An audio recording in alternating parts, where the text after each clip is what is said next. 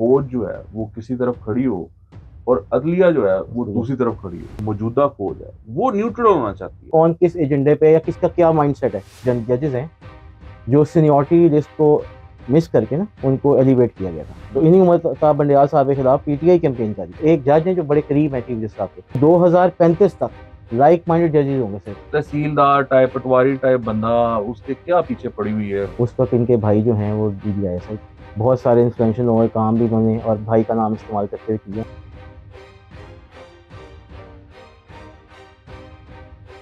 सचगब में खुशामदीद। मेरा नाम है वकास अबीब राना। आप देख रहे हैं नया दौर। मेरे साथ मौजूद हैं हसन नकवी। हसन, मामला बड़े ख़राब हो गए हैं। अब last when we sat down and had a discussion, उसके बाद अब सुप्रीम कोर्ट में एक उबाल आया हुआ है, वहाँ पर फटे चल रहे हैं, लड़ाइयाँ चल रही हैं। और उसी दौरान जो है एक फैसला आ गया 3 बेंच का, जिन्होंने कहा है कि जी जो इलेक्शन कमीशन ने जो पोस्टपोन किए थे इलेक्शंस वो गलत है, और आप जो है वो उन्होंने स्पेसिफिक डेट्स दी हैं इसके दरमियान जो है ना वो अब इलेक्शंस करवाएं। अभी इसमें जो इंटरेस्टिंग बात है ना वो ये है कि हमारे पास और भी टॉपिक्स हैं जिसमें कि हम डिस्कशन करेंगे। जनरल फैज़ हमीद साहब के जो भाई हैं उनके ऊपर भी एक इंक्वायरी शुरू हुई है, तो हसन नकवी जो है वो काफ़ी इन्फॉर्मेशन लेकर आए हैं उस पर, तो वो डिस्कस दैट।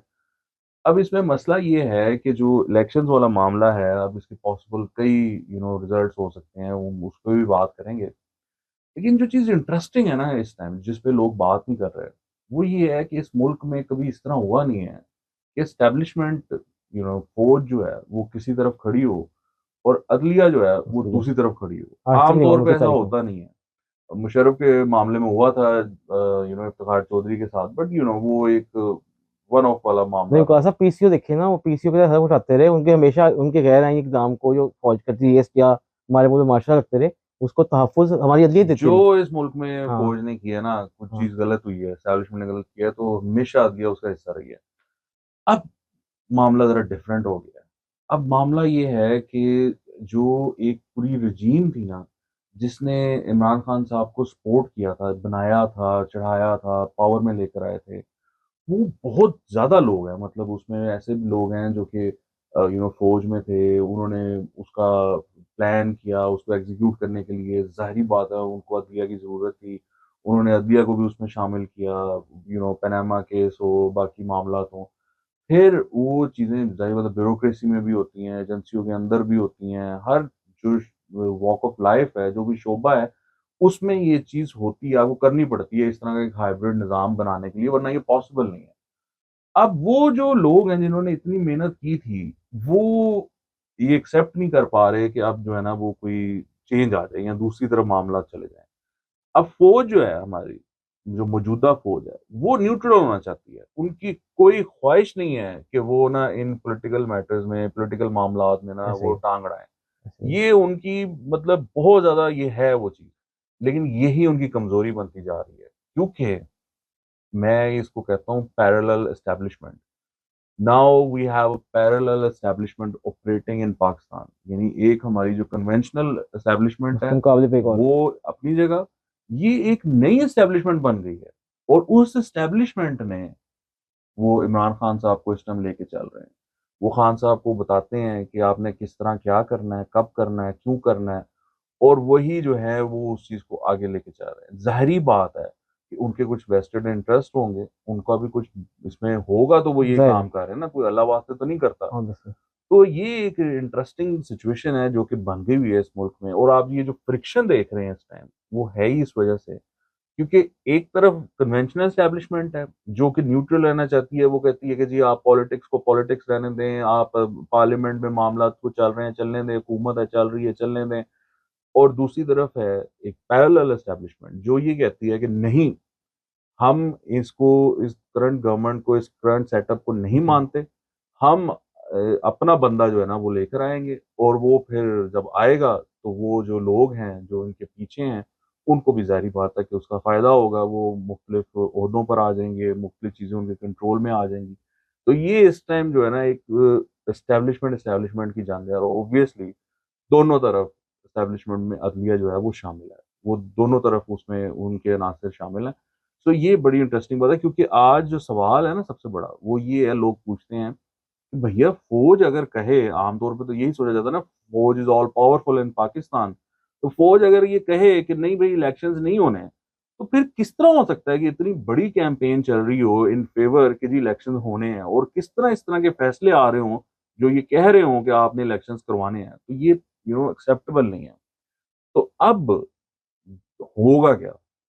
सबसे बड़ा सवाल ये ना, अगर आप ये चीज़ एस्टैब्लिश कर देते हैं और ये अपने ज़हन में अगर आप ये मानते हैं कि इस टाइम 2 एस्टैब्लिशमेंट्स ऑपरेट कर रही हैं, तो फिर होगा ये कि ये जो अ, हमारी जो कन्वेंशनल एस्टैब्लिशमेंट है, अगर वो उनकी कमज़ोरी बन गई है न्यूट्रैलिटी, तो शायद उनको अपनी जो न्यूट्रैलिटी है, वो ख़त्म करनी पड़ेगी और उनको जो पैरेलल एस्टैब्लिशमेंट है, उनका खड़े होकर सामना करना पड़ेगा। और अगर वो ये नहीं करते, तो ऑब्वियसली इस टाइम जो लग रहा है कि ये जो पैरेलल एस्टैब्लिशमेंट है, वो काफ़ी स्ट्रॉन्ग है। वो अपनी चीज़ें करवा रही है, मतलब इमरान खान साहब को बड़ी ख्वाहिश थी लोगों की कि गिरफ्तार हो जाएँ, वो नहीं गिरफ्तार हुए। उनको अदालतों से थोक के हिसाब से जो है वो बेल्स मिल रही हैं। उनके जो अब तो नीचे वाले कारकुन जो हैं, उनके केसेज़ जो हैं वो डिसमिस हो रहे हैं। तो दैट्स वेरी, वेरी इंटरेस्टिंग। तो अगर हमारी जो कन्वेंशनल एस्टेब्लिशमेंट है, वो नहीं अपना किरदार जो है वो चेंज करती, तो वो फिर ये प्रॉब्लम होगी उनको इस मामले में। इसमें मेरा कोई लेना-देना नहीं है। मैं ये नहीं कह रहा कि हमारी जो फ़ौज है वो सियासत में मुदाखलत करे, लेकिन मैं ये कह रहा हूँ, मैं उसका सिर्फ़ एनालिसिस कर रहा हूँ कि जो पैरेलल एस्टेब्लिशमेंट है, वो मुदाखलत कर रही है और वो अपने जो काम है वो करवाने की कोशिशें कर रही है, जिसकी वजह से इम्बैलेंस क्रिएट हो रहा है। मतलब इन दोनों को या तो न्यूट्रल होना पड़ेगा या फिर कन्वेंशनल एस्टेब्लिशमेंट को खड़ा करना पड़ेगा इस पैरेलल एस्टेब्लिशमेंट के साथ और उनको हराना पड़ेगा और फिर वो न्यूट्रैलिटी की तरफ जाएँ जो कि उनको जाना चाहिए, उनको न्यूट्रल रहना चाहिए, उनको इन मामलात में नहीं पड़ना चाहिए। तो ये सिचुएशन है इस टाइम। तो अब आप ये बताएँ कि ये जो है हुकूमत, वो क्या करेगी? तो साहब मैंने आपको याद होगा हमने इसी प्रोग्राम में खबर दी थी कि इलेक्शंस जो है टाइम पर नहीं होंगे। अब हुँ, डेट आ गई है। इलेक्शन कमीशन ने भी उसको आज अपनी एंडोर्स कर दिया। इंडोर्स कर दिया, कह दिया 14 तारीख को इलेक्शन होना है। लेकिन मैं अभी भी अपनी खबर पे कायम हूँ। हुँ, हुकूमत या फेडरल गवर्नमेंट जो है ये इलेक्शन जो है 14 मई को नहीं कराएगी। अच्छा। उसके लिए वो तैयार हैं। उन्होंने जो लेजिस्लेशन लेके आए थे वो भी इसलिए लेके आए थे ताकि जो डिसीजन है इसको चैलेंज किया जा सके। हुँ, और अगर ये कर भी देते हैं वो वज़ीर आज़म की कुर्बानी शायद दे देंगे अपने, लेकिन इलेक्शन जो है वक्त पे नहीं होगा। फंड्स तो इलेक्शन की गवर्नमेंट नहीं दे रही है ना जी। हुँ, और एक आपको और खबर दे दूँ, कुछ हमारे पास रिपोर्ट्स आई हैं और कुछ प्लान किया जा रहा है कि एक पिटीशन लाई जाए, अच्छा। जिसमें क्योंकि अपने ग्रुप आपको नज़र आ रहा है, ग्रुपिंग मसला ये है, आपने एस्टेब्लिशमेंट की बात की, 2 parallel it's establishment. Very clear. लेकिन अब एक और बात आप देखिए ना जिसमें जिस हम मिस कर रहे हैं। हुँ, आपको याद होगा वो जो 2-1 की जजमेंट दी है काज़ी फ़ाइज़ा साहब ने, जी, जी। सो मोटो पावर्स के तहत कोई केस नहीं लेना चाहिए जब तक वो रजिस्ट्रेशन हो रही है। हुँ, उसके लिए एक बेंच बनाया है कि 6 जिसका मेंबर। 6 मेंबर का, उस 6 मेंबर जो बेंच है, हुँ, अब उसमें वो बेंच वो अपने बारे में खुद ही बता रहा है कि वो कैसा बेंच है। मतलब वो हुँ। सब वही लोग हैं जो एक ही तरह की जूनियर लाइन। जजेस हैं। हाँ जी, जी, जूनियर जज भी हैं वो, और हुँ, वो सबका लाइक माइंड है ना। हुँ, मतलब उनका बहुत सारी चीज़ों पे अब जुडिशरी भी नज़र आ गई है ना। हुँ, तो कौन किस एजेंडे पे या किसका क्या माइंडसेट है, वो उस माइंडसेट एक पर्टिकुलर माइंडसेट, और उन्होंने कह भी दिया है कि जी ये जो है सही नहीं है, मतलब उन्होंने उसको सेट असाइड कर दिया। हुँ, तो ये जो नज़र आ रही है ना चीज़ें, तो वो पिटीशन जो नहीं आ रही है ना, जो मैं आपको बता रहा हूँ, वो पिटीशन में ये आ रहा है कुछ जजेस हैं जो सीनियरिटी लिस्ट को मिस करके ना उनको एलिवेट किया गया था। हुँ, तो उसके अगेंस्ट पिटीशन आ रही है कि या तो कोई क्राइटेरिया होना चाहिए ना, कोई हुँ, क्राइटेरिया हो कि जी अगर किसी को सीनियरिटी की वजह से किसी बगैर किसी को लेके आ रहे हैं, हुँ, या उसके डिसीजन अच्छे हों, हुँ, या उसका कंडक्ट बड़ा अच्छा हो, उसने कोई फैसले ऐसे दिए हों जो बड़े, जिसको ये हमारी लॉ की ज़ुबान में अच्छा समझा जाता हो, रिपोर्ट हुए में हो। तो हुँ, वो कुछ नहीं होता यहाँ, पर्सनल लाइकिंग डिसलाइक। अच्छा, अब एक जज हैं जो बड़े करीब हैं चीफ जस्टिस साहब के, हुँ, उनके कहने पे कुछ जूनियर जजेस जो हैं वो 2 जो हैं वो सिंध हाई कोर्ट से एलिवेट होके आए और चीफ हुँ, जस्टिस साहब को इग्नोर किया गया सिंध के। हुँ। इसी तरह पंजाब से भी एक जज आए आए, और भी जजेस हैं इस तरह जिनको मतलब सीनियरिटी वाइज वो नहीं आते थे, लेकिन उनको लाया गया ऊपर। जी, जी, जी, जी। तो अब वो इशू ये होता है ना कि हुँ, अगर जो प्लान था उनका, जिसको रोका भी काफ़ी हद तक कामयाब भी हो गए, 2 लोग फिर भी आ गए। अगर वो हो जाते हैं कामयाब, वो भी कोशिश हुँ, जारी है। हुँ, हुँ, तो जो पैरेलल एस्टेब्लिशमेंट की बात है, पैरेलल एस्टेब्लिशमेंट अपनी कोशिश ये कर रही है कि दो, अगर वो जैसा वो चाह रहे हैं वैसा हो जाता है, तो 2035 तक लाइक माइंडेड जजेस होंगे सिर्फ सुप्रीम कोर्ट में। तो आप समझिए कि उनकी प्लानिंग भी चल रही है, इधर इधर से ही प्लानिंग चल रही है। अब देखना वही है जो हम पहले ही बात करते हैं कि एंड पे जीत किसकी होती है। हुँ। लेकिन जो हमें नज़र आ रहा है वो यही है कि इलेक्शन जो भी फिलहाल टाइम पे नहीं होंगे। और ये पिटीशन की तैयारी हो रही है। पिटीशन की तैयारी भी हो रही है। मैं इसमें ना एक बात कहूँगा हसन, कि ये जो पीडीएम गवर्नमेंट ला रही है या जो भी ला रही है ना, तो वो कहते हैं ना कि जो थप्पड़ लड़ाई के बाद याद आए ना, उसको अपने मुँह पे मार लेना चाहिए।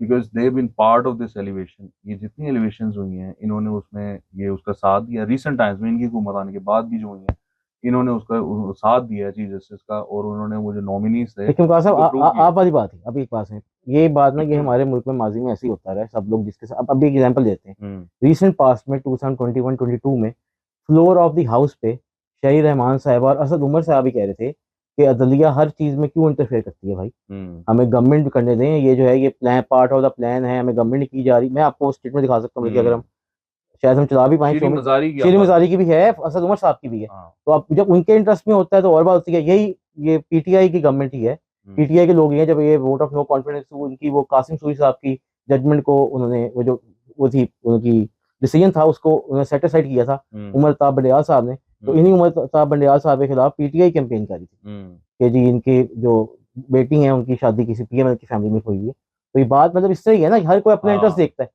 अब दूसरी खबर पे आ जाए। हाँ। क्या आप इतना मासूम एक तहसीलदार टाइप पटवारी टाइप बंदा, उसके क्या पीछे पड़ी हुई है हुकूमत?